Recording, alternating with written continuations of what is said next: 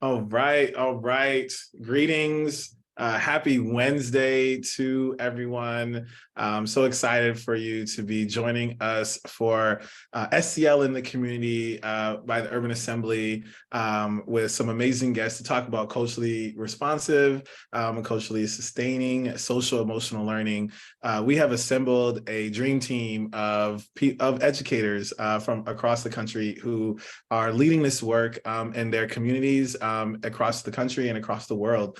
I thought it was important to put together a panel too that represented providers, people who are providing curriculum and support, social emotional supports, social emotional learning into schools, but also to have people that are on the inside as well in terms of school districts and the work that they're doing. So I think that gives us a really good view of what's happening on both sides in terms of people who are creating the culturally sustaining and culturally relevant curriculum, and then how our school districts bringing those resources into our communities, and then what can we all take from everything that's shared. So we have a really dynamic panel. My name is Brandon Frame, Senior Director of Social Emotional Learning at the Urban Assembly. And now we're going to hear from this esteemed panel. They're going to share, introduce themselves, share a little bit about their organization, and because it is Black History Month, they're going to share about one person in the past, present, future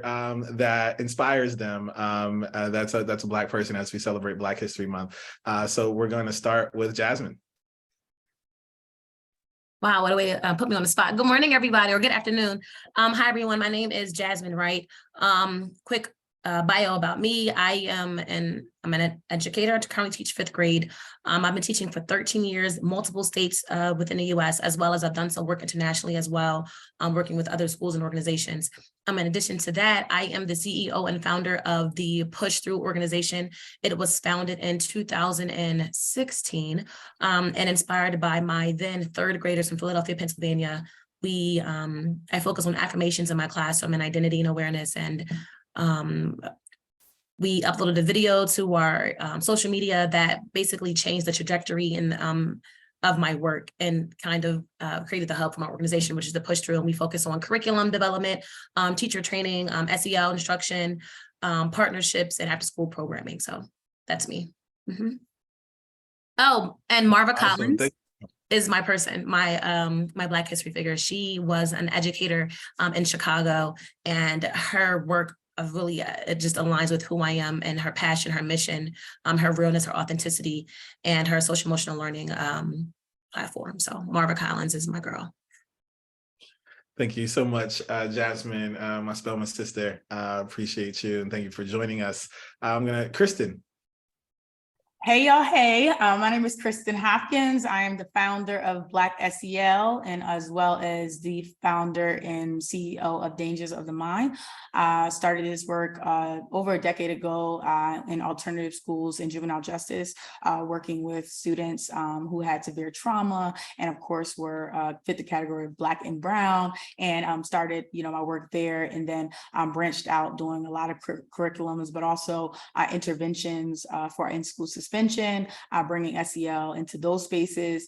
And I just love what I do. Currently working with Danger My Education Fund as the founder of Black SEL. At the Black SEL Hub, we reach, teach, and build a strong system of Black leaders that understand the importance of social emotional learning and how to sustain it in our Black communities. And we also create healthy dialogue around policy, critical race theory, and strategies to introduce and enhance social emotional learning to surrounding communities and key stakeholders. So really excited to be here today. Excited to dive into this conversation. It's going to be a good one. And my Black history figure would be W.E. Du Bois. It's my guy. I always read about him, but one of the books that I really love is Souls of Black Folks, and I'm rereading that currently now. And if you don't know anything about W.E. Du Bois, he's a socialist historian, and to me, that's very important as a Pan-African civil rights activist. So that's me. Happy to be here. Outstanding. Thank you so much, Kristen. And me and Kristen go all the way back to 9th grade, back to high school. So this is just dope. That was so much SEL excellence already. Windsor Warriors. And so with that, move to Greg, Lucas. Hey, what's up, everybody? My name is Greg. I am the Director of Social and Emotional Learning for New Visions for Public Schools in New York City. We support over 70 schools across New York City, over a myriad of school operations, including principal leadership and curriculum and instruction. And my role is supporting schools around social and emotional learning, integration into their schools, working with principals on their literacy and comprehension of SEL and its importance, and also building skills for teachers and providers of SEL. So the great curriculum that you see, that you will get to know a little bit more about from some of the brilliant folks on this panel, I feel it's my responsibility to help teachers and other leaders equip themselves with the skills that they need to really facilitate and get the best out of some of the curriculum that you're going to hear some more about today. So I'm happy to be here. Oh, and my person will probably be Dr. James Comer from Yale Child Study Center. I really believe Dr. Comer, he's a psychiatrist, and I really believe he really is the thought leader behind some of the things that we're going to be talking about today, and really help to shine a light on Black youth and their development. So that's my guy. If you don't know about Dr. James P. Comer, I would suggest that you Google him today. Absolutely. I appreciate that shout out. If there's one person for Black History Month that we talk about SEL, we should shout out. It should definitely be Dr. Comer. So thank you for doing that. Next we'll go over to Dr. Mallery. All right. Good afternoon, everyone. Such an honor and a pleasure to be here. I'm Dr. Michael Mallery. I am the District SEL Administrator in Windsor Public Schools. So shout out to Brandon and Kristen. I am holding down Windsor Public in Windsor, Connecticut. Just like Greg, I am responsible for the integration of SEL district-wide. So we serve 6 schools here, roughly about 5,000 students, about 15,000 family all combined, and about 400 educators. And it's my job to help them understand the process and the concepts surrounding SEL so they can facilitate and integrate a magical experience for our students here in Windsor Public Schools. It's been an absolute amazing opportunity to see the growth that our district has been able to make in the past 18 months, just around the intentionality of SEL to help ultimately, right, our students navigate to what they already are, which is destined for greatness and destined to be, positive and productive citizens in the world. And as it pertains to Black history, I would say Malcolm X is a person I would want to shout out. I think he has one of the greatest transformation stories in American history. And I think he is a representative of so many of our students who, if they had an opportunity to navigate a classroom space that was connected, filled with love, that was centered around SEL, culturally responsive pedagogy, a lot sooner than Malcolm X made his transition. So many of our students get lost within kind of the inner weeds of just existing in school versus thriving. And I think Malcolm X, when he was able to, make his transition in life and became one of our most influential intellectual thought leaders of Black culture. So that's who I want to shout out. Looking forward to a great conversation with the squad here today. Awesome. I love that. Appreciate that shout out to Malcolm X. We got some really great inspirational people. I see why we're all here today based on the people that we talked about. And so now we'll hear from Jamila Sams. All right. Good afternoon, everyone. Happy Black History Month. Happy 50th anniversary of hip hop this year. I am Jamila Sams. I am the founder of We Do It for the Culture, which is a culturally responsive social emotional learning curriculum rooted in the elements of hip hop for grades 6 through 12. So the theory behind We Do It for the Culture is leveraging hip hop culture in the classroom, all the cultural assets that hip hop has to offer. So connecting those 5 elements to hip hop to the 5 SEL competencies is the way that we engage students. Hip hop is a global phenomenon. There's nowhere that you can go anywhere in this world and not be impacted by hip hop culture. And so we leverage that in the classroom to engage students, matching up content with that level of verve, that level of energy. And I'm really excited to be here today. I'm gonna have to freestyle a little bit because Dr. Mallery took El Haj Malik El Shabazz. So I am going to go with, I'll go with the GOAT, Dr. Gloria Ladson Billings. She has really impacted my work as an educator. The first book that I read by her, Dream Keepers, really helps me to just ground myself and, really encourage young people to dream beyond what they see today. And I think that's an element that's really missing. And so bringing back dreaming, freedom dreaming, as Dr. Bettina Love would call it, is really essential in order to get our students to the next level. And so happy to be here and to have a great conversation today. Outstanding. As everyone can see who's in attendance, that we again put together this dynamic panel. So I'm really excited to get into the questions. Just before we get there, one, thank you again for joining us. Drop into the chat your first name, last name, what school district, what school you are representing. If you want to share a person that you're inspired by, a Black person that you're inspired by, please drop that into the chat. We just want to see where everybody's checking in from and who's with us today. So again, you can drop into the chat your name, what you do, what district, school, community you're representing, and also share a Black person that inspires you. So we'll put that into the chat. So we'd love to hear from you. But we'll get started with the questions, and I will circle back as people drop into the chat. But our first line of question here, just thinking about, we're here talking about culturally responsive and culturally sustaining social emotional learning. So I'm going to start with Kristen. Can you tell us about how cultural beliefs and values are incorporated into SEL instruction? Yes, perfect. So I think this is a great question, and I believe that it's so important to talk about this today, because it is first important that we actively listen to our students.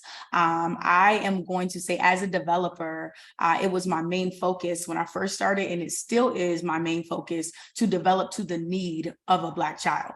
And as developers, we have to hold ourselves accountable to make sure we are developing to the need. And if not, we're doing a disservice, right, to our community. And so I think the first thing we do is listen to our students. A lot of times when I go and observe classrooms, I do see that people already have group norms that are already set up for their children.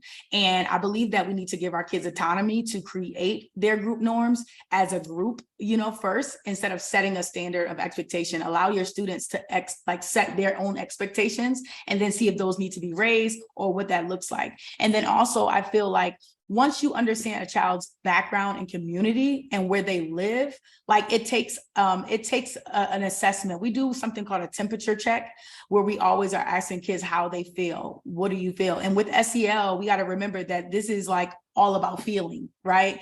And so one of the things that I think is very important for us to incorporate as we, learn about cultural beliefs is just a cultural sense of awareness. Who are we? And I always believe in SECD, which is social emotional character development. I think sometimes we leave out the character development piece and we don't focus on a child's character, core values. Who are you, right? How can we have a child build healthy and maintain healthy identities when we don't know actually who they are, and they don't know who they are as well? So what we find out is that kids don't really even know their boundaries. They don't know their core values, but we try and teach them SEL, right? We try and teach them how to maintain a healthy identity when they don't even know their identity. So I think it's important for us to take inventory on who these children are, what their background is, what they love, why they wear what they wear. If you see them wearing certain brands, tell me about these brands. And I think that's the way that we are incorporating cultures and beliefs, and also not to be scared to ask someone, what do you believe in? What is your family's traditions? I know for so long we were scared to be what's your religion? What's your beliefs? What's your, but it's important to know so that we could set a level of expectation and also understand exactly the conversation and the tone of the conversations that are going to be had as we're incorporating SEL into instruction. So I think the first thing that we have to do as educators is really take a needs assessment and listen to our students and understand that, especially post-pandemic, right? We got a whole new set of children, and it is important for us to really understand the needs of a child. So I think that's the best way to really understand how do we incorporate, our cultural beliefs and values in SEL, is first understanding the needs. Understanding the needs.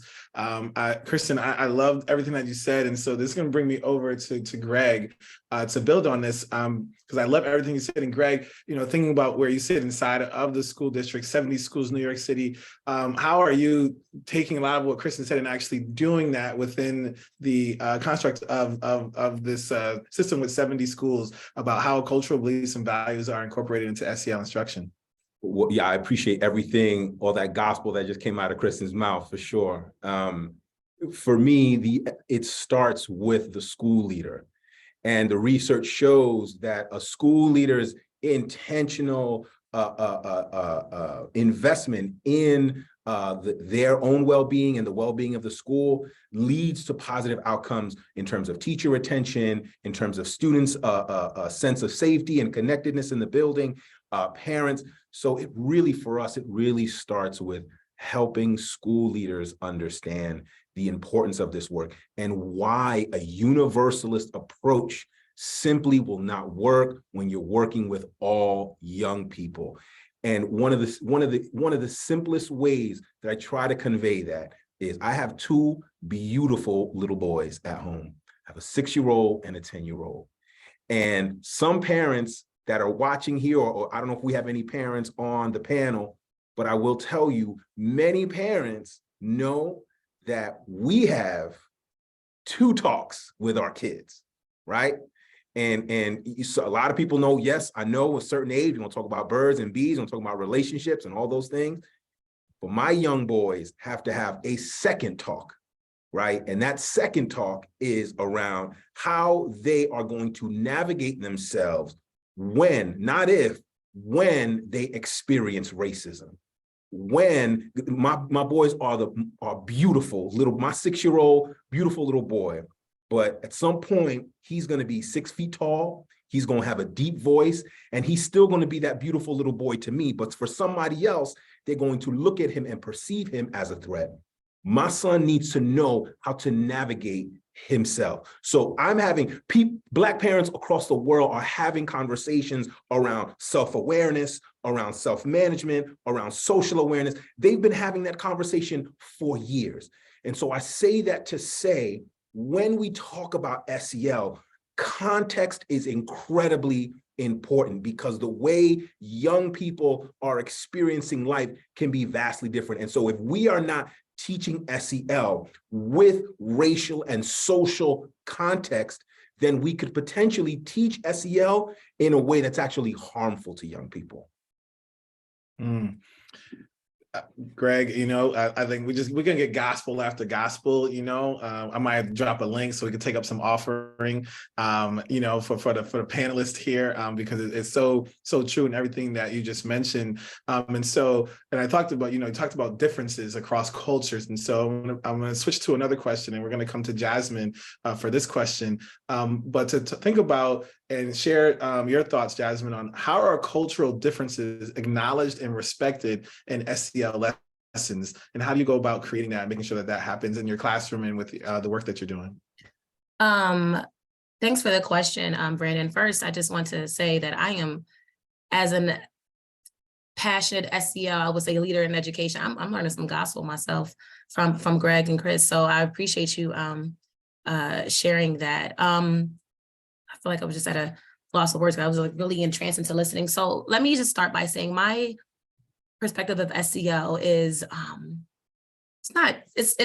it's unique. So in the beginning, right, just not to be too long-winded, and when I started teaching in 2010, I never even heard of the term social emotional learning, but I knew why I wanted to teach. Right. And I knew that when I got into education I'm talking Teach for America, y'all, back in the day, I was teaching in Memphis, Tennessee, but I knew that at the age of 21, my purpose for getting into education is because it wasn't for the natural aspect of it. It wasn't for the academic aspect. It wasn't because I wanted students to be great readers and writers, which is important, but that wasn't my goal. It wasn't because of the mathematicians that I wanted to build. It wasn't because of the scientists. I knew that I wanted to teach because I wanted each child who was in my care but when they left my care, to be able to be equipped with a heightened sense of identity. right? So they knew who they were. You knew your who, what, when, where's, and whys, that you were born, you were birthed with a purpose, that you are somebody, that there's a purpose that's instilled inside of you, that if you tap into it, it'll change your entire life. So I wanted to equip kids with this sense of self. And I knew that it was through like, you know, being resilient and like push through, right?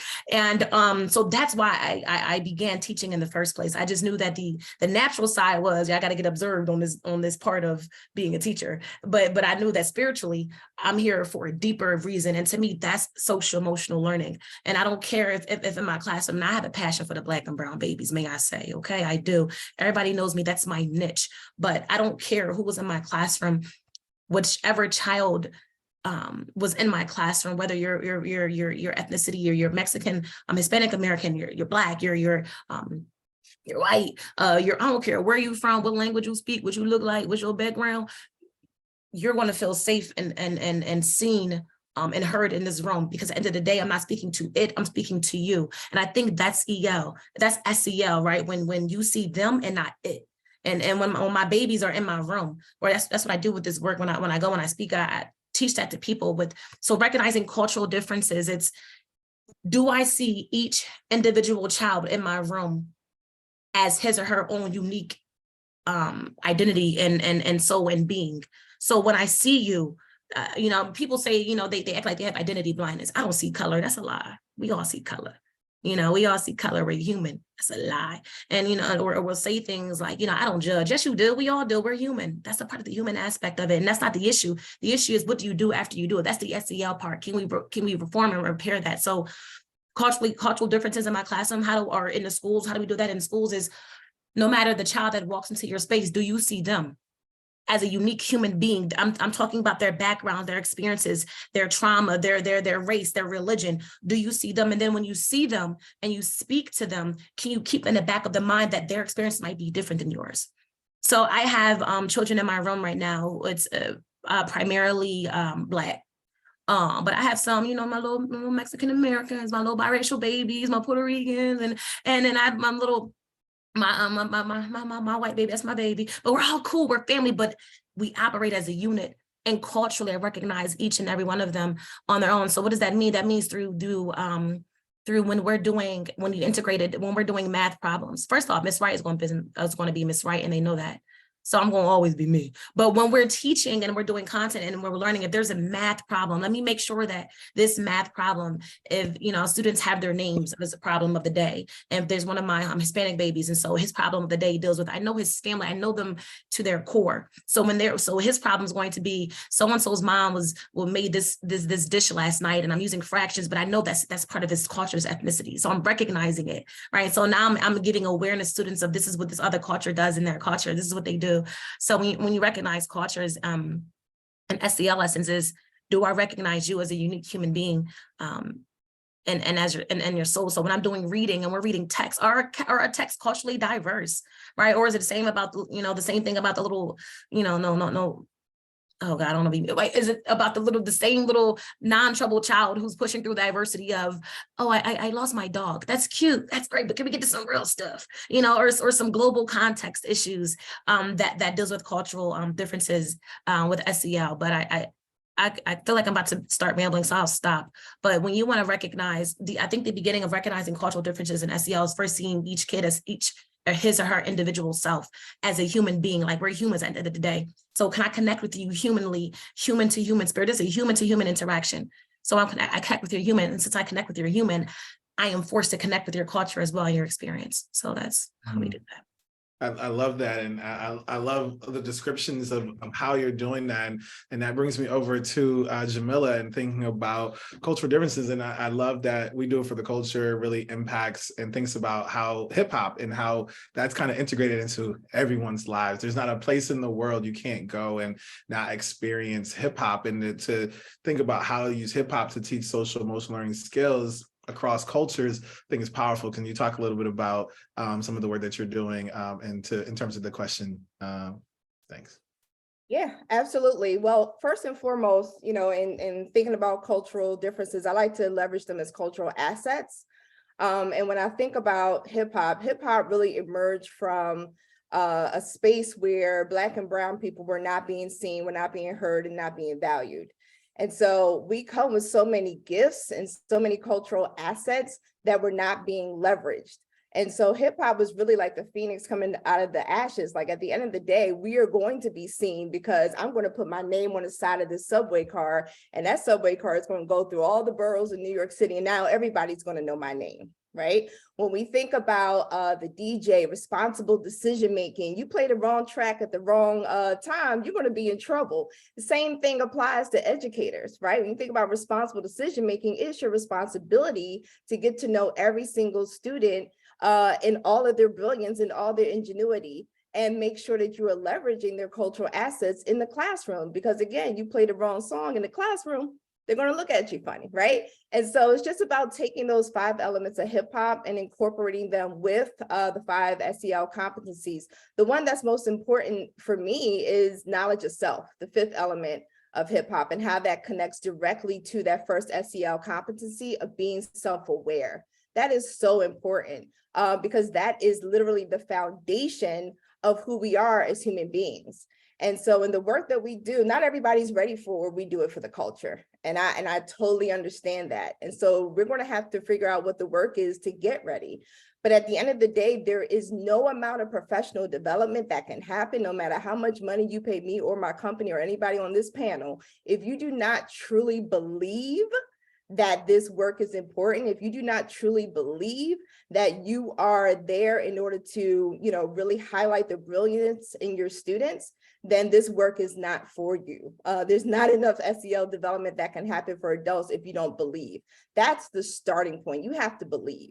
Once you believe, then we can build upon that, because we can give you the skills. We can make sure that you are in community with other people. Just like in hip hop, we have to be in community with each other.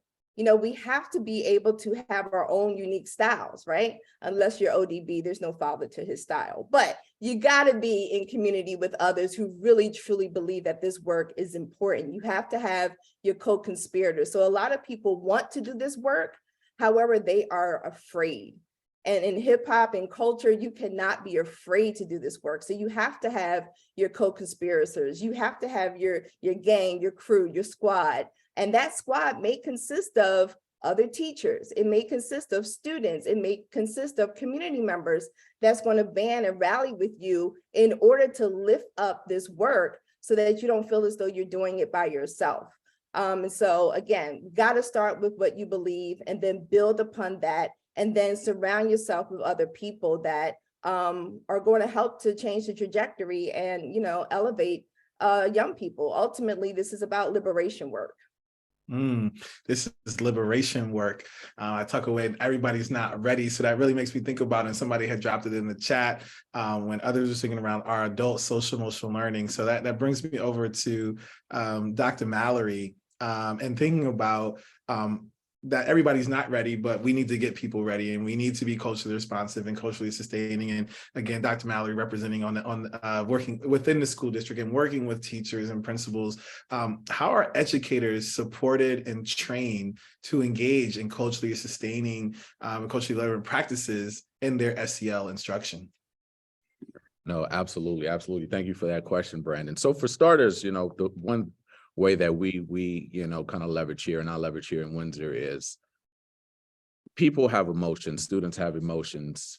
Numbers and data does not have emotions. So I say that, and I lead into that. When we're supporting our educators, and I'm going to principals and building leaders, we're taking data. So a fact is, just for essence, in our district, we have 94% white educators who are at the helms in our classroom space. We have 70% of Black and brown students within our classrooms. That's not an emotion. That's a data point that is rooted in fact. So when I lead with that, and when I lead at the past 20 years of data, and I look at a downward trend that's happened in certain aspects, not only within our district, but just within the global aspect of education, if every one of us had a conversation, I can tell you for the past 40, 50 years that Black and brown males have been at the bottom of every statistical category within education. That's not an emotion, that's the fact. So we're equipping our educators with data. We're doing data, we're bringing data to light and making the data meaningful. by understanding that fact. At the end of the day, as I tell educators, listen, you wanted jobs, you all have family, and you all say, I want to show up and apply for this position to impact people. And you got the job and you're in here. But the data doesn't lie. So what we're leveraging is, okay, so many of our educators are sports fans. So the type of, PDs that we run is, okay, no more or we're going to have 50, 60, text boxes on a screen. People love sports, so we're going to video model, and we're going to put up video content of actual real-time, education that's happening in the classroom. What did it look like? What did it feel like? What did it sound like? What did it taste like? And now we're going to make PD practical, right? So if you didn't understand what an SEL started, or when students entered into the classroom in the first 30 seconds to 5 minutes, there was no interaction, there was no norms, there was nothing that, inspired the kids. You mean to say that our kids are going to be activated and engaged for 86 minutes? No, it's not going to happen. Why? Because the data suggests that students who don't feel connected, students who don't feel loved, students who don't see themselves valued within the curriculum perspective and don't feel a bondedness or connectedness to their educator, they tend to be disengaged. They tend to act out to try to remove themselves from their learning environment, because as we all have probably done on our educational journey, when we don't feel connected to a class, we think that, hey, you know what, I'm just going to get out of this class because I think I'm having fun. The teacher oftentimes may feel like, you know what, this is one less headache I have in my class. But ultimately, the reason why we're in this is to equip our educators to be the frontline, evangelists for our students, to make sure that they are empowered, that they are impacted, and that their academic experience is amazing, right? So those subtle nuances, by leading with data and trying to enhance and create a data-driven culture around the data that's already existed. So if no other researcher ever did another published peer-reviewed article, paper, we have so much data right now to say, a lot of our educators go to pre-teaching, institutions, and they get good content. Algebra is my subject and I'm a master at it. Science, oh my gosh. Right, how do you do classroom management for Black and Brown students? Many educators many institutions of higher education don't offer that course, right? How do you engage with a student, right, who's dealing with trauma? Right. I'm not talking about week 4 of your second semester of trauma-informed practices. No, what does that look like for the skill set that the teacher needs to, have to then be able to support that student real time? Right. So we're using video modeling. We're trying to reimagine what the PD, cycle looks like. We want amazing individuals who are on the panel. We want people who are have practical solutions that teachers and our educators can, leverage to make the classroom amazing. But we're going to use it in sports. So I always say the defensive, football, the Super Bowl just happened.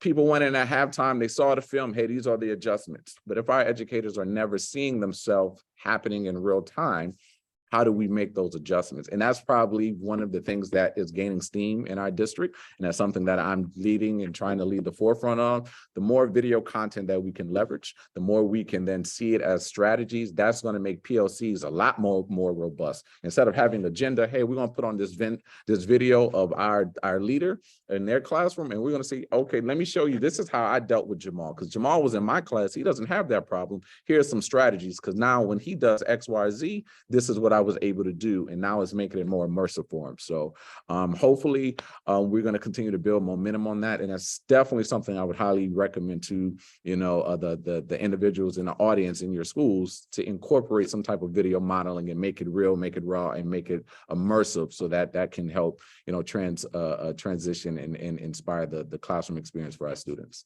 Make it real, make it raw, make it immersive. I like that. That's quotable. That's an Instagram caption right there. So I like that. I appreciate you sharing that. And I think even from the chat and just in the head nods from here, people are like, I really love this video modeling and looking into that. That's a takeaway for everybody here, for our own practices, for everybody to bring back to their schools and districts and programs. And so I'm thinking about, I want to stick with the adult piece, but I'm gonna shift a little bit. I'm gonna come over to Greg, because we're talking about schools, we talked about school leaders, but what's also important is our communities and our families. So Greg, can you talk a little bit about how students and their families are involved in shaping and co-creating culturally sustaining SEL programs? Well, one, right, we have to understand that a lot of times our parents have also been through the same paternalistic racist, oppressive school experiences that their children are being subjected to. So there is an expectation that they have for how education is supposed to go. And unfortunately, sometimes it's aligned with how school is currently going, because we've been trained that there's only one way of doing things, right? White supremacy often guides us in this idea that there is only one right way to do things. And there's an opportunity here to begin to have conversations with our families on how do we reimagine what school experiences can be like. And don't be afraid to have conversations with our families that are difficult. Don't be afraid to have conversations with our families around what they can expect from a school experience. You know, I remember this one example that Dr. Eddie Fergus gave, and I remember sharing this not just with teachers, but with with families as well. You know, this idea, like pretend you're in a school building and a teacher sees a white student walking down the hallway. The white student sees that there's a wallet on the floor. The white student notices that no one's around. The white student picks up the wallet. The white student brings the wallet to the main office to report this wallet. And so for the teachers that observed that behavior, they were like, wow, you know, the student right here, they practiced really great, you know, social awareness. They acted with integrity. They did the right thing. And that's great, right? Now, same situation. Here comes this young Black man walking down the hallway, sees the wallet on the floor, looks around, notices that no one's here. And instead of picking up the wallet and bringing it to the main office, the Black student continues to walk past the wallet. Now, the teacher looking at the situation will say, well, this student didn't practice good social awareness. This student didn't practice a good integrity in the same situation, right? But what's missing again is context. What you don't know is that that student has had very explicit conversations with his father to say, boy, if you ever see a wallet on the floor, as soon as you pick it up, you stole it. So what I need you to do is I need you to make sure that you just keep it moving. That is not your business. That is not your concern. He's actually, in his context, practicing really good social awareness, right? But the context is missing. And I love sharing that example with families, because these are conversations that they're having all the time with their children, but that context gets lost in the school.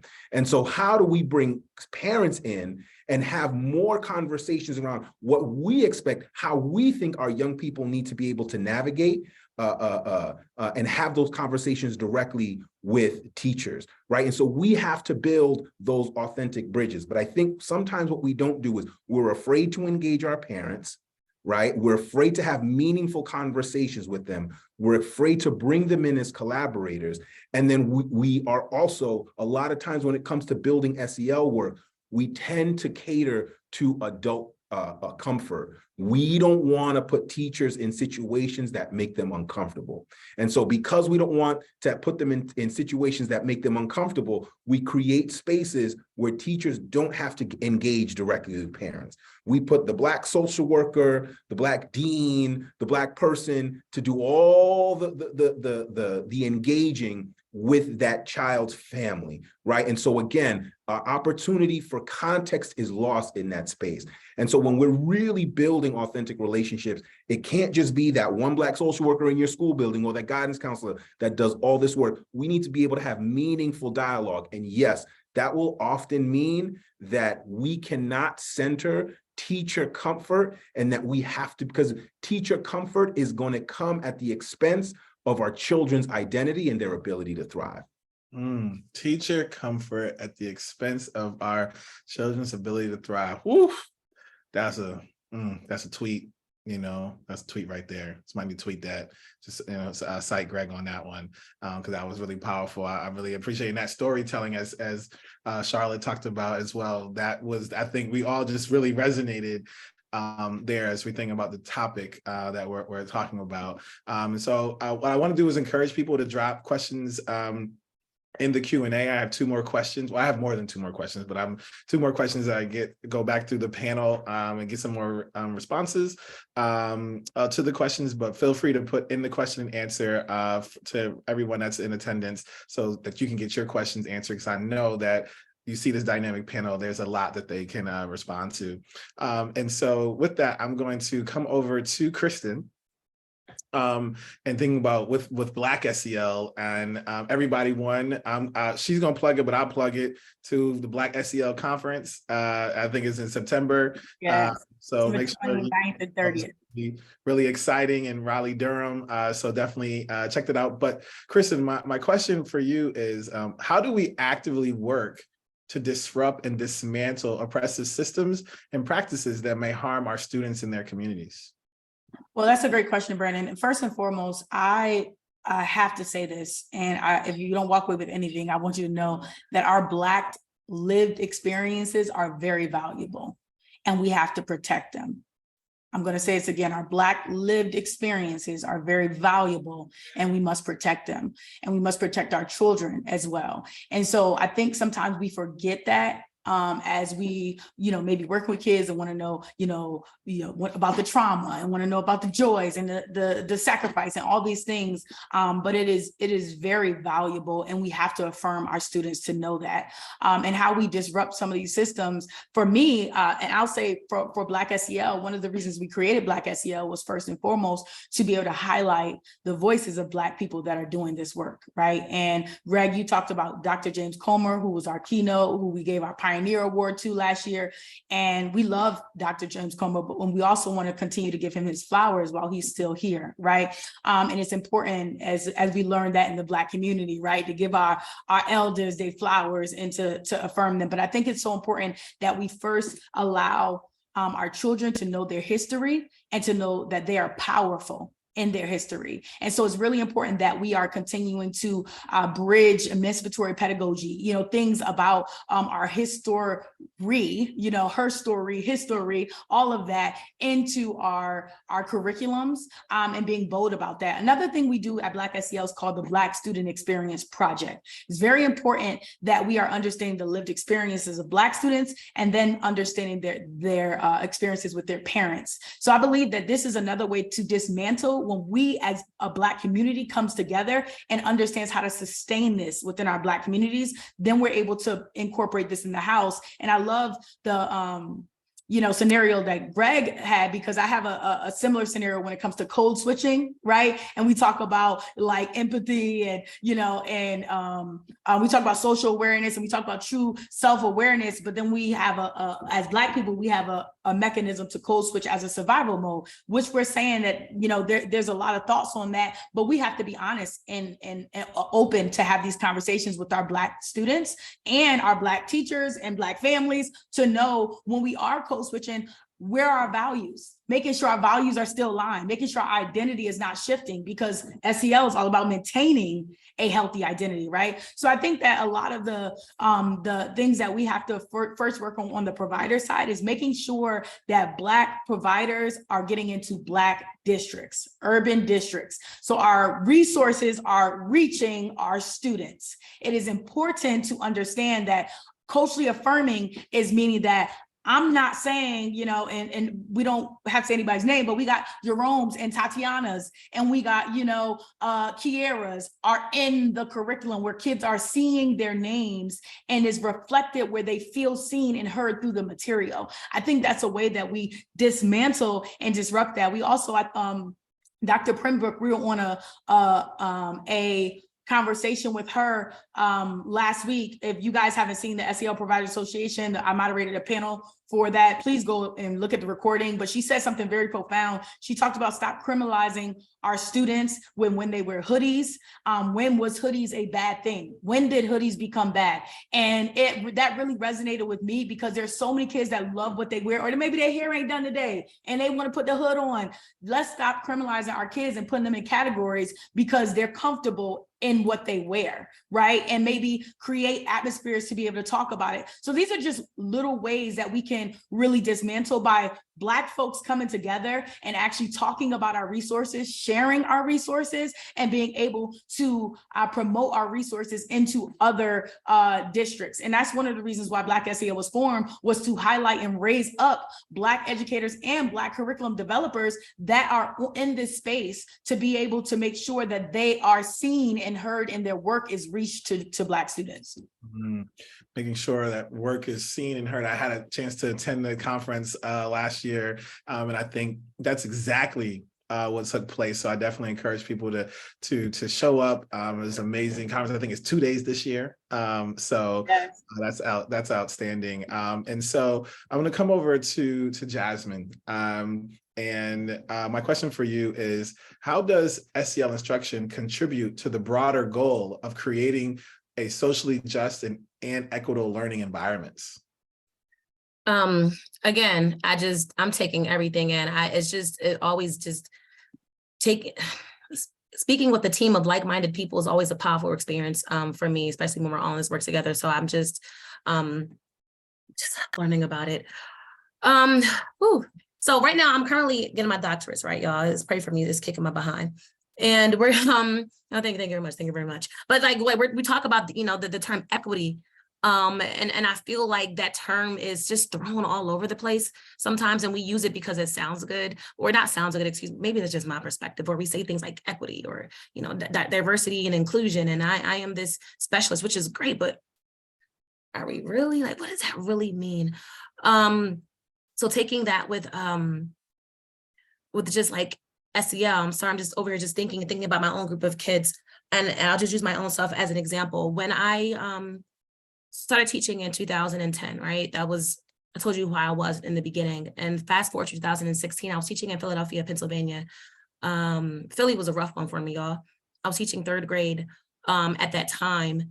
And I went from coming from a school that was fully equipped and updated with technology to a school that's very antiquated, limited resources. I'm talking oversized classrooms, wooden desks. I'm talking we didn't even have the whiteboards or the smart boards. If I did have a whiteboard, it was all chalk marked up, and we had instead of smart boards, we had the projectors where you project your thing, your light on the screen, and then it was still blurry and messed up, right? So we're working with limited resources. I have a school, 27 brown babies from around the way. I'm talking impoverished neighborhoods. Like we use that term loosely, but I'm talking kids where we have to cancel school sometimes because there were shootings outside, or they're selling drugs across the street. I was in a hood, right? And I was always teaching hood, and here I am in the school, and I'm forced to teach my kids a curriculum, right? And I'm teaching all subjects, and they're living in this environment, and they're living here. I'm like, what? So I did what I did. That's why I always got in trouble as an educator, because I did my own thing. And I'm not going to teach you. I'm not going to do this to you, because I'm here for another reason. And so, speaking of equity, and so I realized that my kids they just come from these really adverse experiences. And so, what I do for equity first is I let them speak. I hear them. I allow them authentically to be themselves in my space. What does that mean? Yeah, my kids curse sometimes. I'm wrong. I shouldn't say that on here. You're you. I'm letting you express yourself.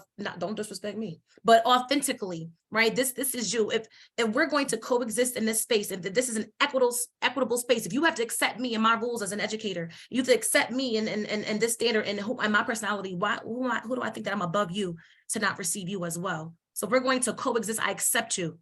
You're going to watch your mouth when you talk to me, but I receive you. And so when you're speaking to me, and if you're speaking to me in a tone where if there's someone else, they would say you're aggressive, or this child is expressing himself. So what in this moment, maybe equity, I can teach him or her how to advocate and speak up for themselves in this manner. But I'm not going to tell you that you're wrong. I'm going to tell you your passion is correct.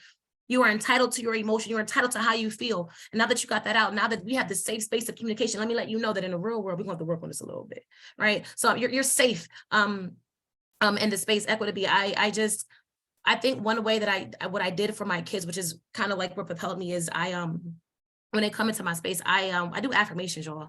I'm a poet, I'm a spoken word artist, this is what I do. And I figure, what can I give kids? What tools can I give kids that's going to outlive me? We talked about hip hop and the culture, and we talked about music and words. So let me give them some poetry and in the form of affirmation. This is a tool. So what that means is, how can you encourage yourself when there's no one else around? Like, what can you do that when you're at home at night and your head is on your pillow and you're crying about whatever you're going through? What can I equip you with that what can you take home with you besides your multiplication problem? So I instill affirmations in my babies to help them believe in themselves and to remind themselves of that they're bigger than their traumas and bigger than our barriers and stronger than our struggles, that they're not defined by their adversities, that they're actually bigger than that. And so through those affirmations, and I know that in a classroom we have diverse experiences.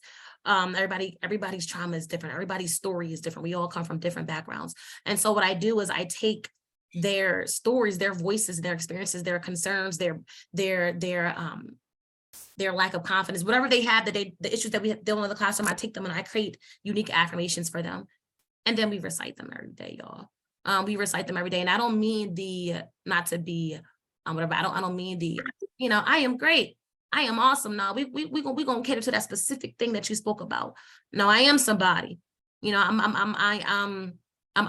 going to push through. Hence my this thing. I can push through this. I was born for my life has purpose. I was birthed for a reason. I'm here for a reason. So my trauma does not define me. I am bigger than my subconscious. Like we speak and we do that every day. And I think that's one way that I kind of, in a non-traditional way, where I bring equity into my class. I don't know if that was the answer to the question, but that's how I make sure that everybody is equipped with something to overcome his or her own issue or their problem or their trauma. And equity in the classroom, meaning, can you be authentically yourself? That's equity. Right? Perspective. You might think this way, I think that way. So are our thoughts and perspectives equitable? Is there equity? Can I respect yours? You respect mine, right? I'm going to tell you that you don't deserve to go on this trip because you acted a fool. You won't tell me I don't believe that. So I can't fuss at you. Let me help you understand why. That's equity and now in respect.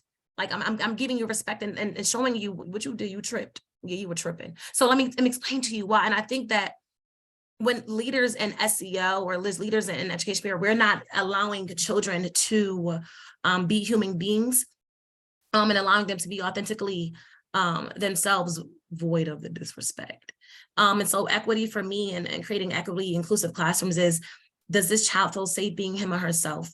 And if they do, then it's easy for one to allow them to, you can mold them to be whoever it is because they trust you. You're a safe space. Because my kids know that when they see me, I see them. And so I see you. I tell my kids that all the time. I don't care what the alternative students, when you come in and your background, how tough you think you are, I'm like, baby, I see you. I see you. I see you. I see the gift. I see you. I see the story. I see the hurt. I see your intelligence. I see your strengths. I see your areas of growth. I see you because I see myself. Since I know who I am and what I'm dealing with, and I'm pushing through my own, I'm, SEL is teacher-led as well. It's not teacher. I'm also, with the push through, it's leader-led as well. And since I see me and what I'm going through, I see it in you. And so therefore I see you. So what's equity to me in a classroom and a curriculum? Equity is, since I see me, I see you. And so therefore, when I teach you as if I was talking to a younger version of myself. When I go and I lead the PDs, I have a curriculum as well, an SEL curriculum, and creating it, I don't think about just my experiences. I think about the person experience of what people, I just see it. And so I want just leaders in SEL, just, to know that this work isn't about us, this isn't about us making sure or thinking that we're better than anybody. These kids, I'm just like you. I'm just older. Life is a learning experience. I'm just a little bit more experienced than you. Let me tell you what I've learned. And maybe we can do this together, because SEL at the end of the day is a relationship. People are not going to grow when this shit of responsible decision building or character development or social awareness, all the competencies, they're not going to do that. They don't trust you and there's no relationship. And so I think what works equity is, we're working together. You see that I'm not perfect either. I'm doing this as well. We're doing this together. And so let me give you tools that work for me in my growth. So Definitely. I appreciate that testimony there. And so I'm gonna go to our last question, and then I'll probably bring us to a close, just for this hour. Obviously, we could do this for a really long time. I'm gonna come over to Jamila and just thinking about tying in everything that's talked about and the work that you're doing. How does SEL instruction build on and integrate the cultural assets and resources of our students in their communities? First and foremost, I had to go grab my lighter, Jasmine. How we doing hip hop is more fire, more fire. Thank you so much for that question, Brandon. I too have to get my thoughts together because Jasmine really took me there. So how does SEL instruction build on and integrate the cultural assets of our students and their communities? So again, I think first and foremost, we have to make sure that we care enough to find out what those assets are. I'm going to keep taking it back to the adults because, in my work, when we do it for the culture, it is a heavy lift to get adults to understand and to embrace who's in front of them. Because a lot of them haven't done their own self-awareness work for them to be able to identify, what are their biases, what are the hindrances that hold me back from being vulnerable, being open and making connections with students. Again, a lot of educators were taught to teach content and not human beings. And so if they have to take a minute to reflect, like, who am I and what am I bringing to the table? And do I really see our students for who they are? If they don't have that, then it's hard to get to the next step. But let's just say they have that, right? They believe that this work is essential. Then it's about getting to know the students. And for some students, they really struggle with articulating who they are and whose they are. And so it's really your job to build those organic relationships with them just through the act of inquiry. I know, sometimes asking questions could just be a radical act, but believe me, it works. Asking questions about, again, who do they look up to? What are their aspirations? Getting to know the families better. That's how you leverage the cultural assets, because essentially you need to care enough to know what they are. And then to really get past, again, I keep going back to this idea of fear and ego, which really hinders a lot of adults from making those connections. And so until that is dealt with, then you're not going to be able to leverage those cultural assets. But what you're able to, it's about how do you integrate those into the different content area. I don't care what content area you're teaching. It is 2023. You have Google at your disposal. Figure out how to take whatever content that you're teaching and connect it back to young people in some way, shape, or form, no matter what their culture is. A lot of schools that I work with in New York City have a large Bengali population. You better believe when I go in to talk about We Do It for the Culture, I'm going to Google who are the hottest Bengali rappers, or what are the students in Bengali listening to? And if I don't know, I'm going to ask the student, right? And so it's that level of curiosity, that level of awareness that you have to be able to have and bring to the table in order to then leverage those assets within the classroom, and not just of the students, but their communities as well. There's a lot of thoughts where adults feel as though they have to bring students to their environment, that environment where, I need you to adopt your behaviors to meet my cultural norms and my cultural standards. But that's not the way it works. You're on their turf, right? So at the end of the day, what are you doing to engage yourself with students and their families within their communities? What are you learning about, what are the things that they're doing? Are you going to their basketball games? Are you going to, see them in church when they're doing praise dancing? Whatever the case may be, are you going to, competitions or open mic nights? You have to make sure that you're immersing yourself in their culture. But if you don't believe that it's important, it's never going to happen. And so I keep taking it back to the urgency and the intentionality around making sure that you're building those connections, and you really believe that those connections are imperative in order to have these transformational relationships in the classroom. Listen, we had church, we just had church, or, whatever, mosque, whatever. This was a spiritual experience. And so it's 12:59. So if we could just give the panelists. A round of applause. Thank you, Jasmine. Thank you, Kristen. Thank you, Greg. Thank you, Dr. Mallery. Thank you, Jamila, for being here. I'll make sure that everybody gets the recording from today. This is really powerful. We have a few more SEL in the communities coming up. One is on March 1st, celebrating Women's History Month. We have 4 SEL directors from across the country, women SEL directors. So they're going to be talking with us on March 6th to kick off SEL Week. We're going to have Dr. Christina Cipriano from the Yale Center for Emotional Intelligence sharing about her new meta-analysis around social emotional learning, which is going to be really powerful and elevates a lot of the work that we're talking about today. And also, I want to just put out there that on June 2nd, everybody should save the date because I'm hoping to be able to do this panel again in person. I'll follow up with you. I just said that, so we'll follow up. But June 2nd is the 6th Annual Urban Assembly SEL Symposium presented by Teach Us and UMass Global. And the Carnegie Corporation in New York. So we'd love to see everybody come with us in person, June 2nd, New York City. We're gonna be talking about this and many other topics. It's gonna be a really powerful day. But just wanna thank everybody for being here. Thank you to the panelists again. Have a wonderful Wednesday. We will see you all soon at a future SEL and Community Future SEL event and continue our big thing. The theme of our conference and the theme of everything that we're talking about is building an SEL nation. And it's important that closely responsive and sustaining social emotional learning is a part of the fabric of SEL Nation. And so that's why we're talking about it. So thank you again for all being here. And we'll see you soon. Have a great day.